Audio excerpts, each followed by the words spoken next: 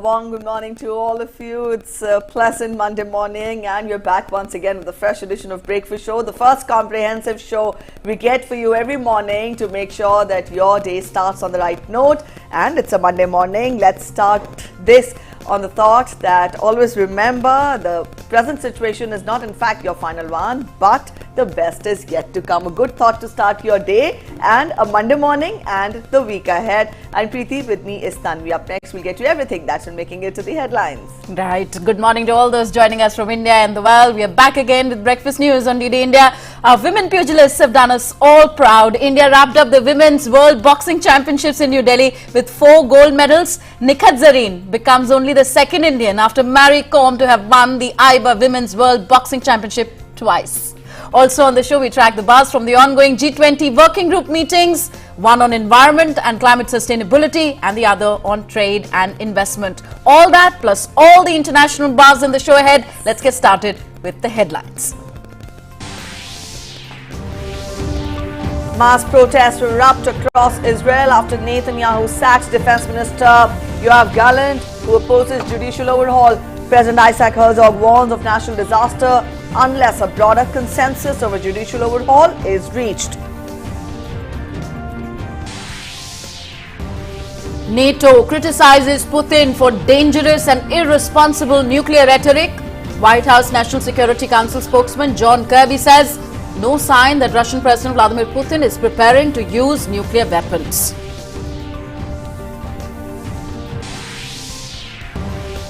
US Vice President Kamala Harris lands in Ghana, the first stop of a 3-nation tour of Africa, excited about the impact of the future of Africa on the rest of the world, including the United States of America, says Harris.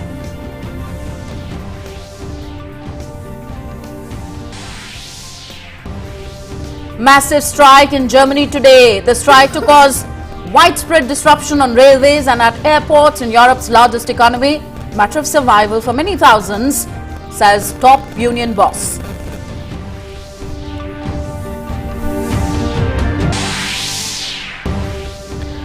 Second G20 Environment and Climate Sustainability Working Group meeting to begin today at Gandhinagar.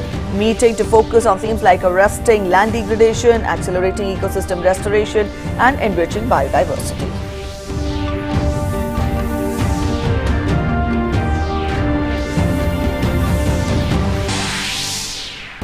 And in sports, India creates history in Women's World Boxing Championships. Indian boxers Nikhat Zareen and Lavlina Borgohain clinch gold medals.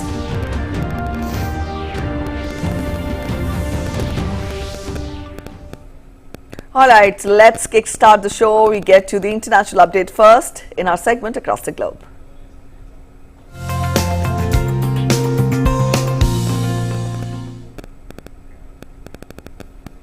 And getting you updates, we begin getting you updates from Israel. Israeli Prime Minister Benjamin Netanyahu on Sunday dismissed Defense Minister Yoav Gallant after he said that the government should delay moving forward with a highly contested plan to overhaul the country's judicial system.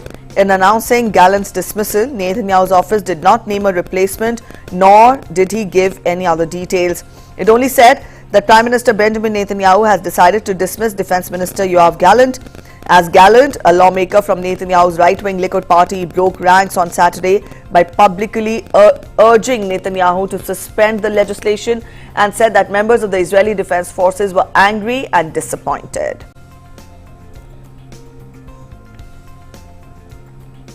Meanwhile, mass protests erupted across Israel and in Jerusalem on Sunday, shortly after Israeli Prime Minister Benjamin Netanyahu announced that he dismissed Defense Minister Yoav Gallant.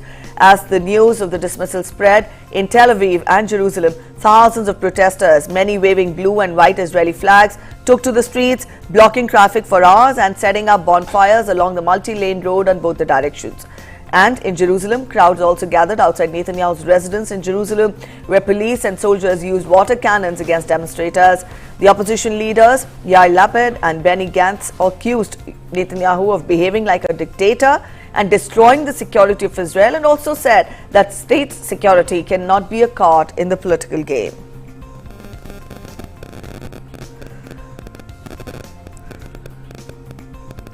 The White House has expressed deep concern over events in Israel, saying it further underscores the urgent need for compromise. White House National Security Council spokesperson Adrienne Watson, in a series of tweets, said, as the president recently discussed with Prime Minister Netanyahu, democratic values have always been and must remain a hallmark of the US-Israel relationship. Democratic societies are strengthened by checks and balances, and fundamental changes to a democratic system should be pursued with the broadest possible base of popular support. We strongly continue to urge Israeli leaders to find a compromise as soon as possible. We believe that this is the best path forward for Israel and all of its citizens.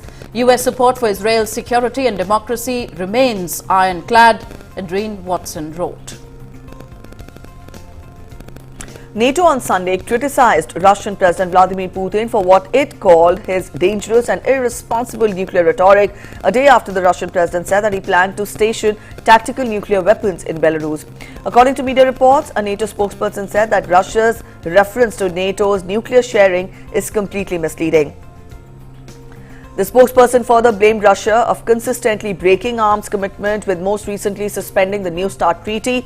Earlier on Sunday, Russian President Vladimir Putin announced to deploy tactical nuclear weapons in Belarus, triggering fresh fears of nuclear threat in midst of the war in Ukraine. Meanwhile, White House National Security Council spokesperson John Kirby said on Sunday that the United States had seen no sign that Russian President Vladimir Putin was preparing to use nuclear weapons. Kirby also weighed in on Russia-China relations. He said that there is less than what meets the eye in Russia-China ties.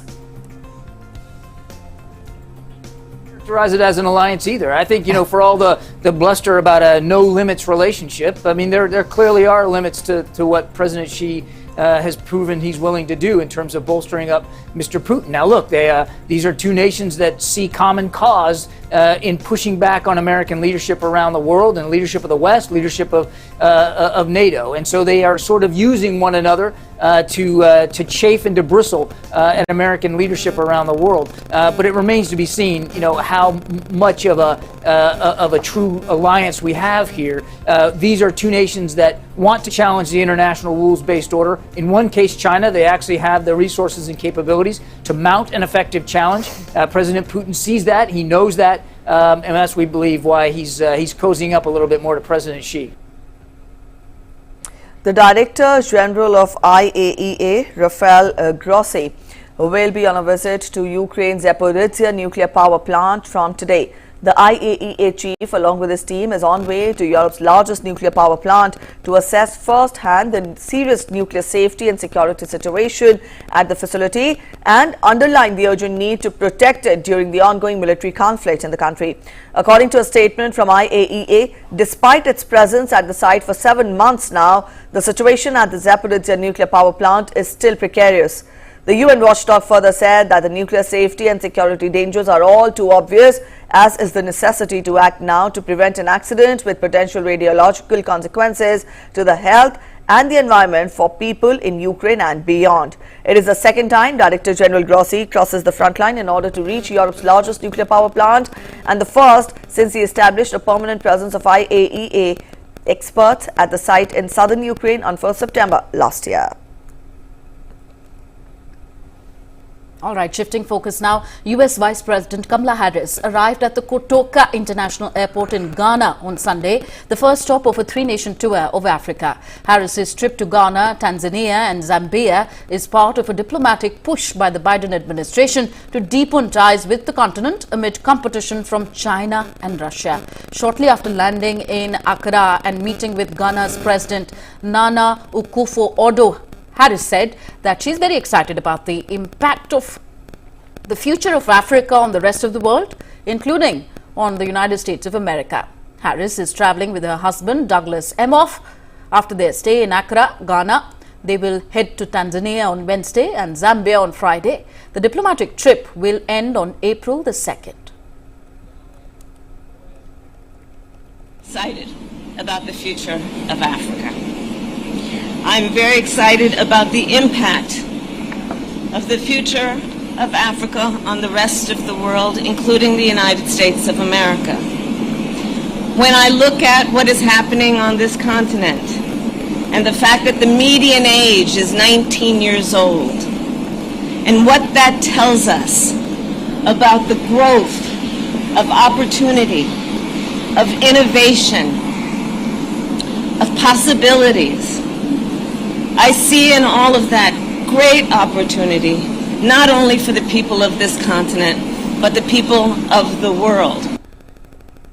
North Korea has fired 2 ballistic missiles into the sea off its east coast, according to the South Korean military, the latest in its flurry of weapon tests in recent weeks. The launches are the third round of weapon tests carried out by North Korea in apparent response to the ongoing joint military drills between Washington and Seoul, which Pyongyang claims are a rehearsal for an invasion and occupation.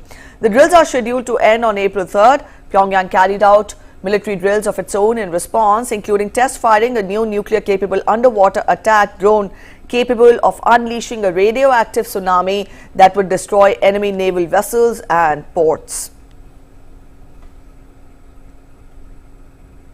Now, more than 100 migrants arrived at the southern Italian port of Bari on Sunday evening aboard the Doctors Without Borders vessel Geo Barents. Earlier, some 190 migrants were rescued by MSF off the coast of Libya on Friday. People from Bangladesh, Pakistan, Egypt, Eritrea, Syria and Palestine were rescued from a wooden boat approximately 20 hours after they departed from Zawiya in Libya. Meanwhile, Italian Prime Minister Giorgia Meloni's government is forcing migrant rescue ships to dock further and further north along Italy's coastline. Forcing NGO ships to reach ever more distant ports increases costs at a time when budgets are stretched by inflation and higher fuel costs following Russia's attack on Ukraine. In the U.S. state of Mississippi, more severe weather could be on its way after Friday's powerful tornado that ripped through the state, killing more than 24 lives. The severe weather conditions have prompted the National Weather Service to issue numerous watches and warnings across parts of Louisiana, Mississippi, Alabama and Georgia. Several thunderstorm watches are up for portions of Georgia, including the Atlanta metro area. Within these watches are tornado warnings and severe thunderstorm warnings, which are issued as storms impact specific counties and parishes. Meanwhile, drone footage released by Mississippi Emergency Management Agency showed devastated homes amid rubble after a powerful storm tore across Mississippi. According to National Weather Service in Jackson, in Mississippi, the tornado that tore through the region stayed on the ground for about an hour and cut a path of destruction some 170 miles long. The National Weather Service has deployed teams to assess the damage and determine whether additional tornadoes touched down.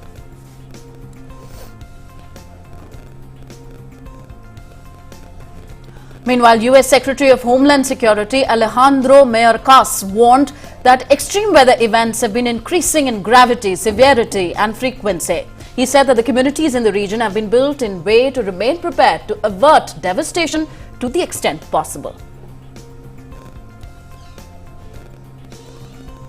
We see extreme weather events increasing, only increasing in gravity, in severity, and in frequency. And we have to build our communities to be best prepared for them, to prevent the devastation to the extent possible, to be able to quickly respond and recover, to prove ourselves resilient. We cannot do that alone. We need one another, and that is what we are here to communicate. Scenes of destruction unfolded across the U.S. state of Georgia as a tornado tore across the state. A video showed uprooted trees and branches along a road after a tornado struck the southeastern U.S. state. According to local media, the tornado was moving east at about 40 miles per hour.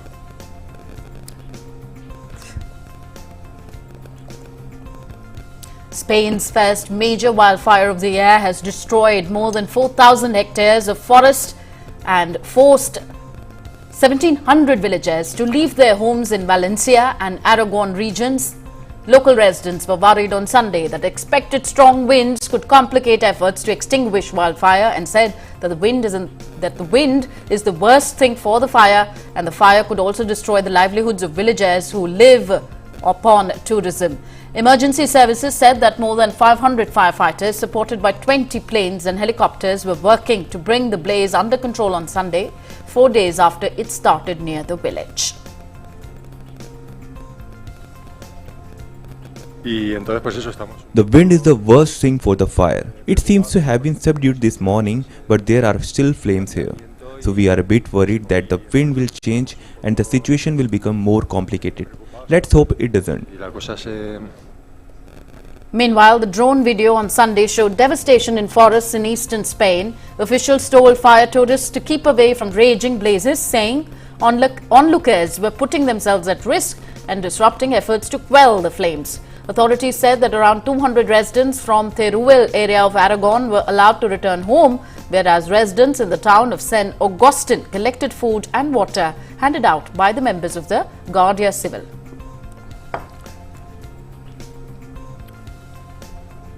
Time now for a short break. When we get back, we'll get to the national updates. Stay with us.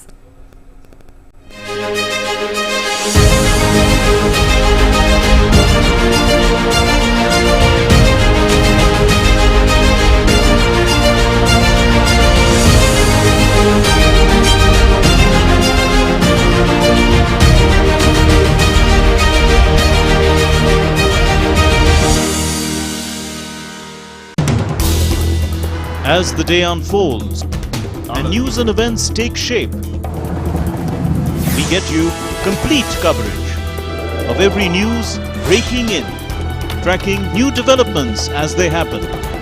Midday Prime English, Monday to Friday, 2 p.m. on DD India.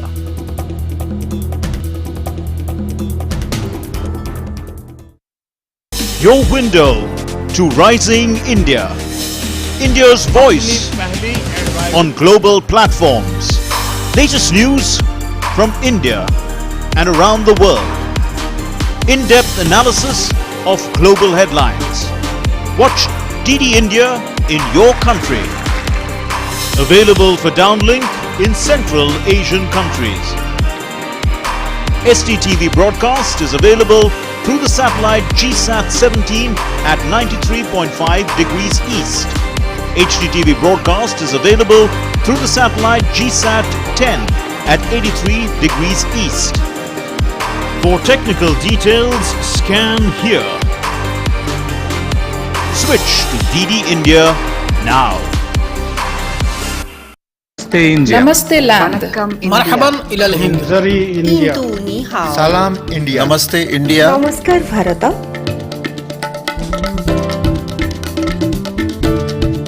Nous sommes là. نحن هنود. India. Ma Hindi hasti. Mung Hindian. Salam Hindustan. We are India.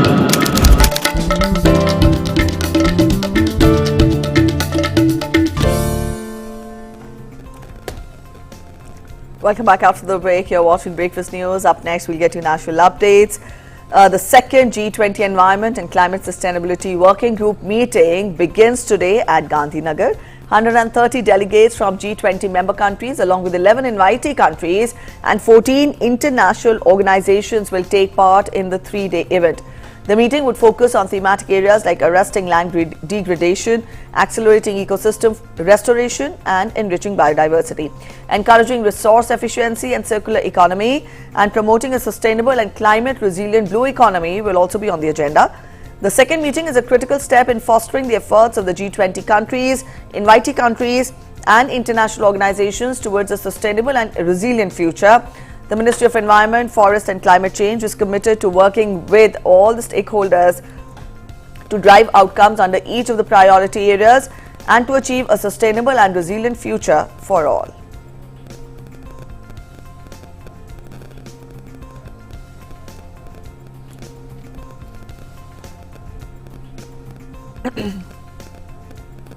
Now let's move on to the other working group meeting. The first TIWG meeting under India's G20 presidency will begin tomorrow in Mumbai.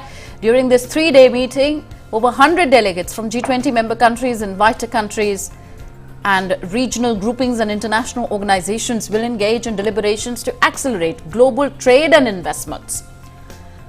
On the first day, a seminar on trade and finance will be held. The role of banks, financial institutions, development finance institutions and export credit agencies in closing the trade finance gap and how digitalization and fintech solutions can improve access to trade finance will be discussed through panel discussions. On 29th of March, The Trade and Investment Working Group meeting will be inaugurated by Commerce and Industry Minister Piyush Goyal. Subsequently, in the two working sessions, the TIWG priority issues focused on making trade work for growth and prosperity, building resilient global value chains.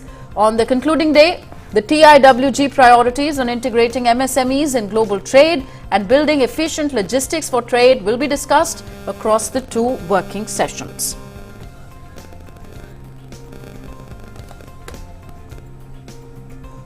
All right, Meghna is joining us from Gandhinagar to spell out more details on the second G20 Environment and Climate Sustainability Working Group meeting. Meghna, good morning. We've given a broad outline of the agenda that will be taken up during this meeting, but I would want to get more details from you now. Climate, sustainability and climate change has been one important issue, kind of a bone of contention between the developing world and the developed world. Now when these delegates meet for the second time, now this would be the second edition of this G20 Environment, Climate, Sustainability Working Group meeting. Let us understand from you, how do these delegates, aim to mitigate the differences, and what in a nutshell was the deliberations during the first session, and now this is the second edition of these talks. Let us get all of that from you very quickly.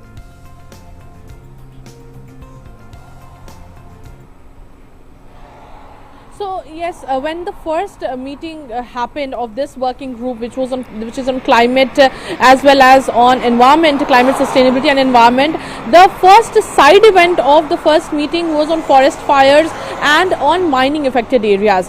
This time around, in this side event, which is on the first day, which is today of this 3-day meeting, first we are discussing on water management, water conservation practices.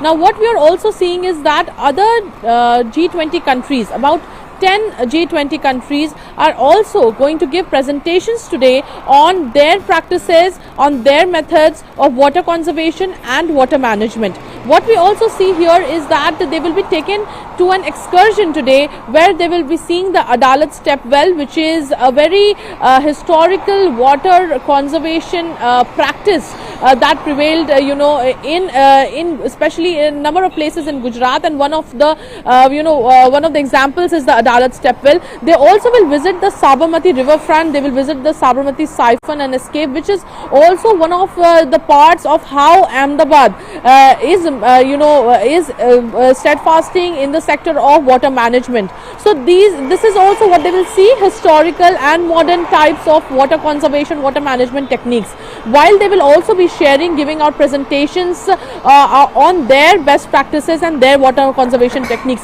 So that is going to be important when we are talking about sustainability, we are talking about environment. Water is something that is very essential, and sharing best practices and so that tech transfer can also be enabled. That is also something that will be that is going to be important in the discussions specifically for today. Tomorrow there are going to be discussions on different sectors of the ecosystem. We are talking about blue economy. We are also talking about marine litter. We are talking about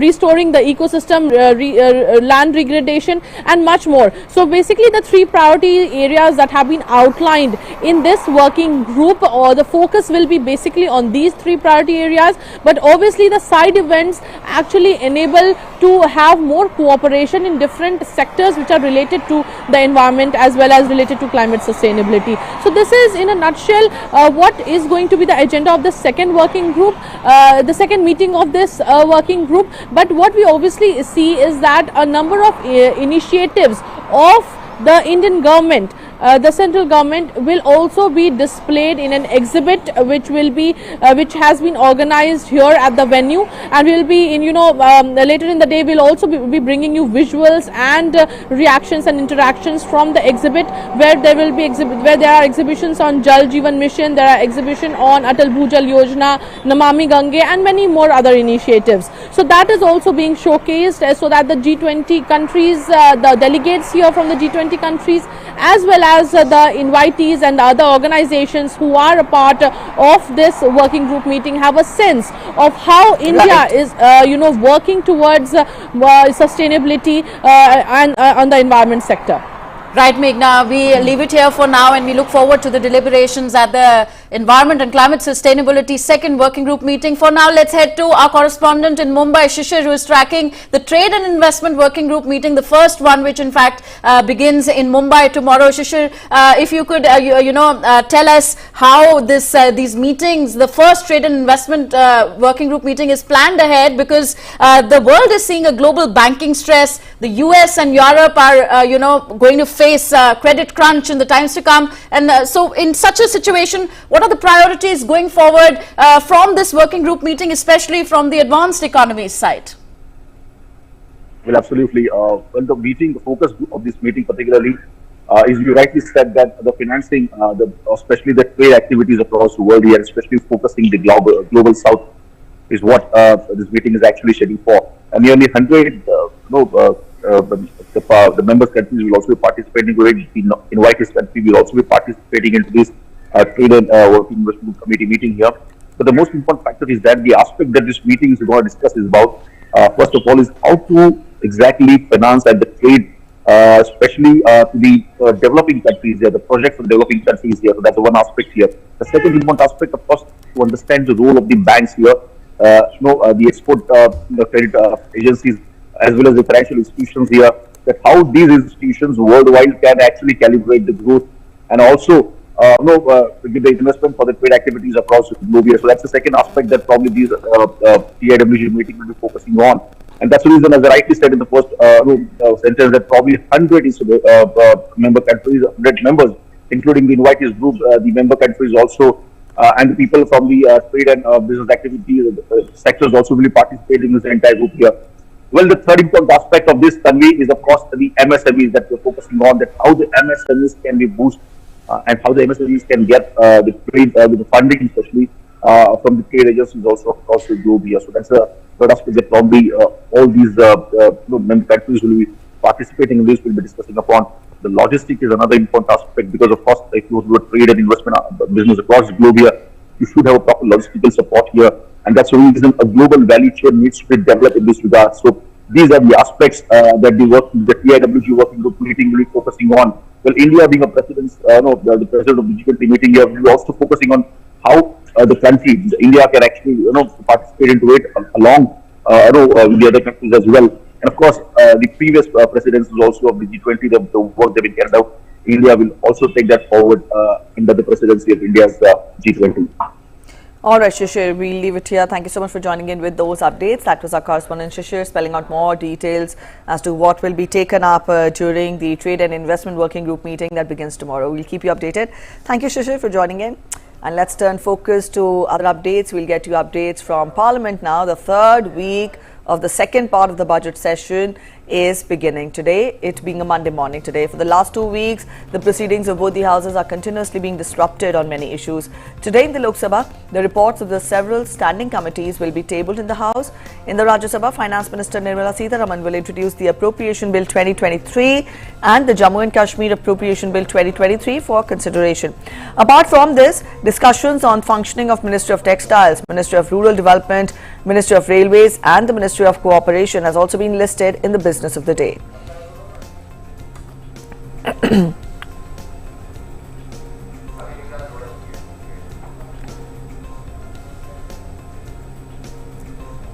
So the third week of the second part of the budget session is beginning today, and we've listed the legislative business that will be taken up in both the houses today.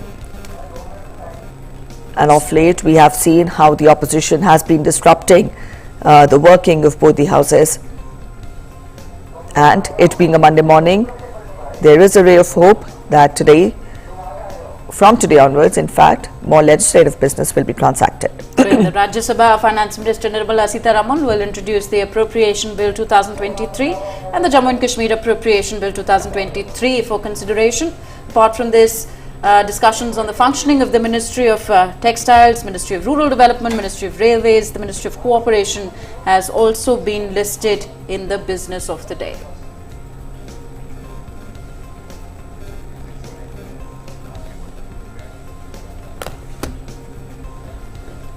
And let's move on now to our next segment where we give you all the business buzz.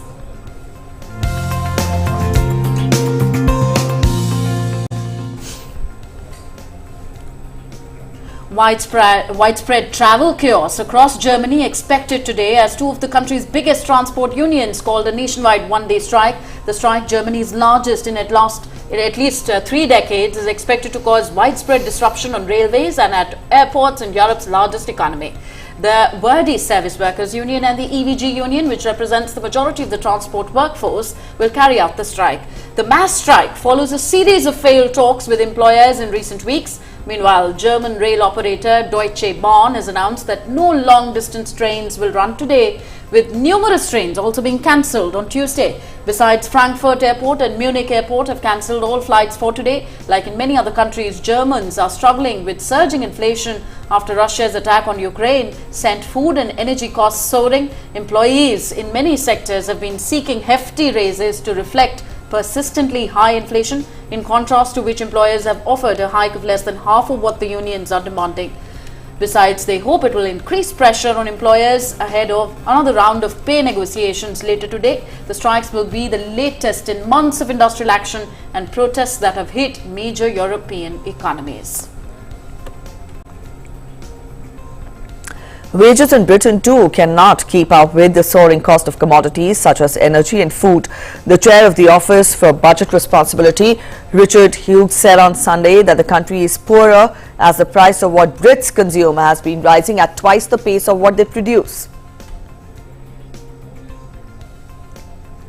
Growth has been held back by a range of supply constraints on some of the key drivers of growth. We've lost around 500,000 people from the labour force. We've seen stagnant investment since 2016, and also our productivity has slowed dramatically since the financial crisis and not really recovered. I think we're seeing clearly the biggest squeeze on living standards we faced in this country on record. But we do expect, as we get past this year and we go into the next 3 or 4 years, that real income starts to recover. But it's still the case that people's real spending power doesn't get back to the level it was before the pandemic, even after 5 years, even by the time we get to the late 2020.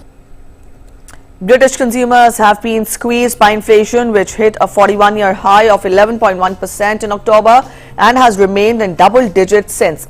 Hughes also said that Britain's departure from the European Union had reduced its overall output by around 4% as compared to remaining, similar to the economic impact of shocks such as the COVID pandemic or the war in Ukraine. Bank of England Governor Andrew Bailey said on March 24 that he expected Britain would avoid recession this year, and an industry survey of British businesses suggested the overall economy had expanded in early 2023. Now, the stress in the banking sector is being closely monitored for its potential to trigger a credit crunch. A US Federal Reserve policymaker said on Sunday, as a European Central Bank official also flagged a possible tightening in lending. Authorities around the world are on high alert for the fallout from recent turmoil at banks following the collapse in the United States of Silicon Valley Bank, SVB, and Signature Bank, and the rescue takeover a week ago of Credit Suisse. In the latest effort to calm investors, the US Treasury said on Friday that the Financial Stability Oversight Council agreed that the US banking system is sound and resilient. Meanwhile, in Europe, the ECB believes that the recent banking sector turmoil may result in lower growth and inflation rates. Its Vice President Louis de Guindos said. Meanwhile, according to report, First Citizens Bank shares was in advanced talks to acquire Silicon Valley Bank. First Citizens could reach a deal soon to acquire SVB from the Federal Deposit Insurance Corp. Also, First Citizens and FDIC are yet to make a comment on the development. And now let's tell you how key Asian stock markets are doing this morning. Key Asian share markets followed US stock futures higher on Monday on hopes that authorities were working to ring-fence stress in the global banking system, even as the cost of insuring against default neared dangerous levels. Helping nerves were reports that First Citizens Bank Shares Inc. was in advanced talks to acquire Silicon Valley Bank from the Federal Deposit Insurance Corporation. So MSCI's broadest index of Asia Pacific shares outside Japan edged up 0.1% with trading cautious. Japan's Nikkei 225 index gained 0.1%. and South Korea's Kospi rose 0.2%.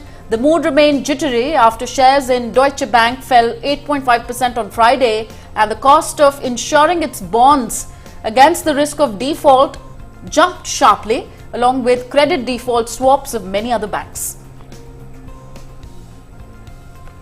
Elon Musk has put the current value of Twitter at $20 billion, less than half the $44 billion he paid for the social media platform just 5 months ago. The compensation plan values the platform at $20 billion, slightly more than that of Snap, which values $18.2 billion, parent company of Snapchat, or of social network and creative website Pinterest, which values $18.7 billion, both of which, unlike Twitter, are publicly traded. Musk said in December that Twitter is on track to be roughly cash flow break even in 2023 as top advertisers slashed their spending on the social media platform after the billionaire's takeover. Musk, who is also the chief executive of Tesla and aerospace group SpaceX, said that Twitter would allow employees of the social network to cash in shares every 6 months. So after all the biz buzz, it's time for another short break here in the bulletin. We'll be back with sporting action on the other side. Stay with us.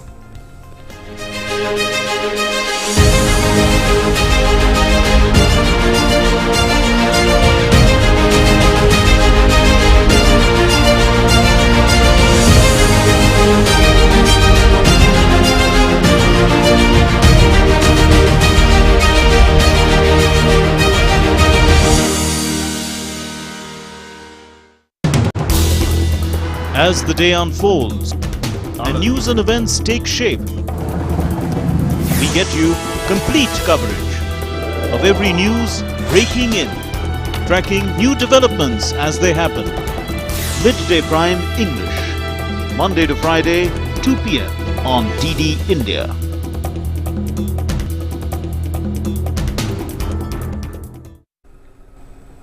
Welcome back after the break. Let's get you sports updates now in our segment Sports Track.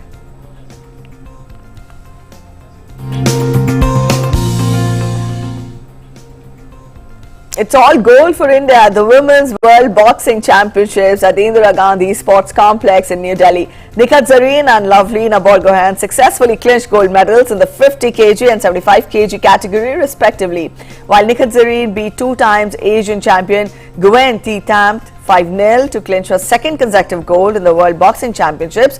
Lovelina Borgohain defeated Australia's Kathleen Parker 5-2 to clinch her maiden gold at this event. Now this way, India clean swept golds in all the 4 finals in which its boxers qualified, making it 4 out of 4. And this is also India's joint best performance in a World Championship as they matched their tally from the 2006 edition. Golden medalist for the second time in a row, representing India, Nikhat Zareen. India showcased their boxing powerhouse in the Women's World Boxing Championship, which came to the conclusion at the Indira Gandhi Sports Complex in New Delhi on Sunday. Star Indian boxer Nikhat Zareen rewrote record books when she registered a 5-0 victory in the final of 50 kg weight category to bag her second consecutive title in World Boxing Championships. Nikhat Zareen defeated 2 times Asian champion Nguyen Thi Tham of Vietnam in one-sided affair in the 50 kg final. This was Nikhat's second consecutive goal in the World Boxing Championships after she won the title last year. मुझे बहुत खुशी हो रही है कि आज मैं दूसरी बार वर्ल्ड चैंपियन बनी हूँ। मैं सभी का थैंक यू कहना चाहती हूँ, स्पेशली मेरे coaches Bhaskar Bhatt sir, Dmitri sir और सारे सपोर्टिंग स्टाफ जो मुझे तैयार किया इस वर्ल्ड चैंपियनशिप के लिए। तो मैं सभी का थैंक यू कहना चाहती हूँ, स्पेशली होम क्राउड जिस तरह से उन्होंने स्टार्ट ऑफ द कंपटीशन से सपोर्ट किया है मुझे। मैंने अपनी पूरी जान लगाई है इस कंपटीशन में, तो इस show at the Nationals and also bagged a gold medal at the Asian Boxing Championship in November last year. After this medal, Lovelina Borgohain has become the 8th Indian to win a World Championship medal in history and 4th to achieve the feat in the ongoing edition. बहुत ज़्यादा अच्छा लग रहा है, लेकिन यहीं पे मेरा जर्नी खत्म नहीं हो रहा है, स्टार्ट हो रहा है। मैं कोशिश करूंगी कि आने वाले जो भी चैंपियनशिप होंगे ओलंपिक के लिए क्वालिफाई कर पाऊं और मैं देश के लिए मेडल ला पाऊं। Earlier on Saturday, Neetu Gangas and Sweetie Bura bagged gold medal for India, while Neetu Gangas defeated Lutsai Khan Altan Satsek of Mongolia 5-0 in the 48 kg weight category final. Sweetie Bura defeated 2018 world champion Wang Lina of China in the 81 kg final. This way, India clean swept gold in all the 4 finals in which its boxer qualified, making it 4 out of 4. This is also India's joint best performance in a world championships as they matched their tally from the 2006 edition. With this performance from the women boxers, India will feel confident of winning multiple medals in women's boxing at the coming Asian Games in China as well as the 2024 Paris Olympics. Narayan Singh's report from New Delhi. Sports Desk, DD India. So Prime Minister Narendra Modi took to Twitter and congratulated Lavlina Borgohain and Nikhat Zareen. In separate tweets, the Prime Minister wrote, and I quote, "Congratulations Lavlina Borgohain for her stupendous feat at the Boxing World Championships. She showed great skill. India is delighted by her winning the gold medal." In another tweet, he wrote, "Congratulations to Nikhat Zareen for her spectacular victory at the World Boxing Championships and winning a gold. She is an outstanding champion whose success has made India proud on many occasions." Our correspondent Narayan Singh caught up with Nikhat Zareen, the Hyderabad girl who has won her second world title, becoming only the second Indian to achieve this feat. Take a look. As Nikhat become the only second boxer in the World Women Boxing Championship to win a second gold medal. Congratulations, Nikhat. Second gold medal and it's successive. So color is same. So how different this gold medal? Nothing. There is no difference in this gold medal, especially playing in front of the home crowd. So this medal is very special to me. Hopefully I'll keep winning like this and make my country proud in future as well. You fought 6 bouts. Even for a toughest boxer in the world, it is very tough to fight 6 bouts and win a gold medal. So what do you say on this? Definitely this competition was a great experience and learning for me because I have played 6 bouts here and I was unseeded, and then back-to-back matches. It was really tough for me, but I still managed to win all the bouts against good boxers, and at the end I won this gold medal for my country and I'm really happy. You are playing in front of the home crowd. How much it gives you the fear and pressure sometimes in some bouts? There is the opponent is very aggressive. When the crowd just cheers you, does it help? Definitely, when when I throw a good punch and it lands on my opponent, people cheer up and they shout and they celebrate. So that motivates me to repeat that again. When I come back in the corner in the rest time, when my score is above my opponent, when I'm leading, so people celebrate it. So then it motivates me to do better in the next round. But yes, the kind of support I got from the crowd, it's surreal. I'm really grateful and I thank everyone for coming and supporting me and Team India. From 44 to 3rd rank, what's the key reason you find behind this? It's all because of the support we are getting from the SAI, BFI and the Government of India and the coaches, the high performance director we have. They are really working hard for us, and they are making us a better boxer, and hopefully through all their support and encouragement we will do well in future. So a stupendous rise here in the Indian boxing, 4 out of 4 for India, and Nikhat won her second gold medal. And if you talk about the support, and it's extensive support from the BFI ministry and the government of India, and we are hoping that the Indian boxing will continue this trend and will more medals for the India in the upcoming events like Asian Games and the Olympics. With camera person Kishan, Narayan Singh, DD India, New Delhi. Applauding the gold medalists, President of the Boxing Federation of India, BFI, Ajay Singh, said that the federation is extremely proud of all pugilists that have scripted history with their gold medals, asserting that securing 4 gold medals at home in front of such a passionate crowd is a fabulous achievement. Ajay Singh said that the performance of these pugilists will undoubtedly inspire young girls from the country to win medals and elevate Indian boxing to greater heights. Listen. History has been created and it's 4 out of 4 for India in the Women's World Boxing Championship. Right now we are joined by the President of BFI, Ajay Singh. Sir, congratulations, a great achievement, 4 out of 4 in the finals. Was it on the expected lines? You can never expect 4 gold medals in a championship of the sort, given that India has never won more than 1. So I think we are absolutely delighted. It's a fantastic day for Indian boxing. And as like you said, history is being created here. We are so proud of our four wonderful world champions. And we have absolutely no doubt that these are not the last of their medals, that they will continue to win medals in the future and inspire thousands and thousands of young men and women to take to the sport of boxing. So when you took the reins of the BFI at that time, things was not up to the mark, and after your joining, the ranking has been improved from 44 to the 3rd. So what's the key reason you find?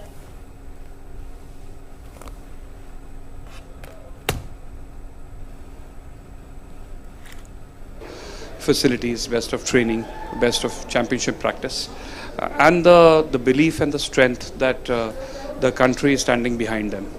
So, our boxers are really hardworking and very, very talented.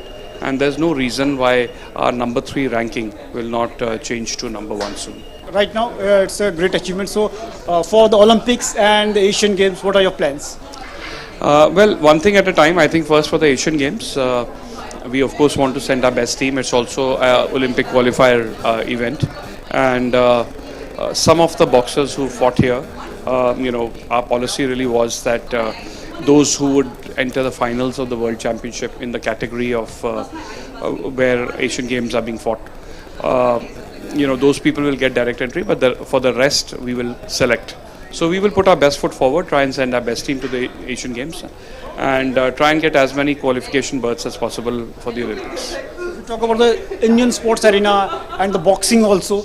We have seen a manifold increase in the performance of the sports persons. So do you think government also playing a crucial role in it? For sure. I think government is playing a very, very positive role in all this.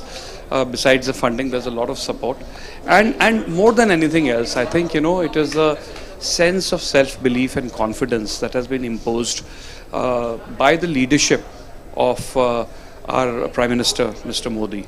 I think he's showing to the world that India is no less than any country in the world, and that we should be proud to be Indian.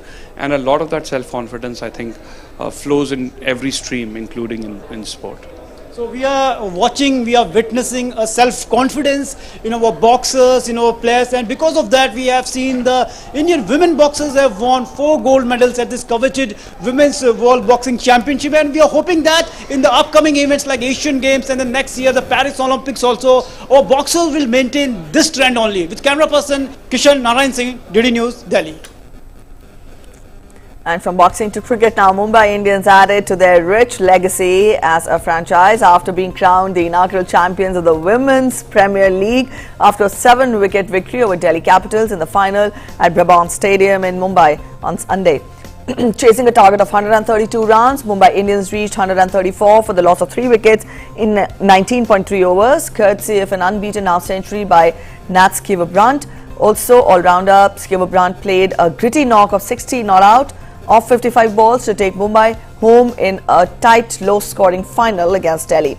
Opting to bat first, Delhi Capitals suffered a collapse to be reduced to 79 for 9 in 16 overs, but posted a respectable total of 131 for 9, thanks to a 52-run partnership for the unbroken 10th wicket between Shikha Pandey and Radha Yadav. It was not an easy run chase for Mumbai Indians, but they eventually crossed the line.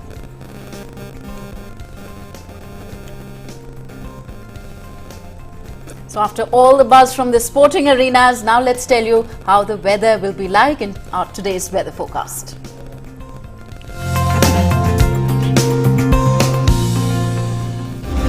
So isolated to scattered rainfall is likely over western Himalayan region during the next 5 days, with light moderate rainfall and thunderstorm hailstorm during 29th to 31st of March, and isolated to scattered light rainfall and the thunderstorm over plains of northwest India on 30th and 31st of March. In central India, isolated light moderate rainfall with thunderstorm, lightning, gusty winds likely over Chhattisgarh, Vidarbha and Madhya Pradesh on 29th and 30th of March. In South India, isolated to scattered light moderate rainfall with thunderstorm likely over coastal Andhra Pradesh and Telangana, South Interior Karnataka, Tamil Nadu, Puducherry, Karaikal and Kerala during 27th and 29th of March. In Northeast India, scattered to fairly widespread. Light moderate rainfall activity with thunderstorm likely to continue over northeast India during 27th to 29th of March. Isolated heavy rainfall also likely over Arunachal Pradesh and Assam and Meghalaya on 27th of March. And now let's tell you how the maximum and minimum temperatures are faring in your city.